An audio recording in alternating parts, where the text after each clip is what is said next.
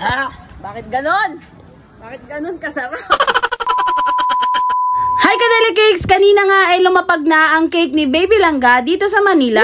Buti na lang talaga ay may kakilala ako na pwedeng pick upin dito sa Maynila dahil ang pinaka-pick up nito is sa Sampaloc. At dito ko nga pinick up sa 99 Mall Divisoria ang nagtitrending na cake ni Baby Langga. Syempre hindi tayo papahuli sa chismis na napakapait daw nitong cake ni Baby Langga at napaka-trending nga naman talaga. At kahit nga na napapabalita na sobrang pait nitong cake ni Baby Langga, talaga namang kahit 400 plus ang presyo at ang laki niya is kasing laki ng halos palad, talaga namang nakihype ang mga person, lalo na ang mga bakers. At dahil nga sa sobrang trending nito sa mga bakers at sa mga mahilig sa cakes o sa matatamings, kahit na nanggaling to sa Palawan, binyahe hanggang Manila at may mga nag-resell din na mga taga ibang lugar at ibang bansa. San ka pa, diba? Halos daigin na si RR at si Goldie.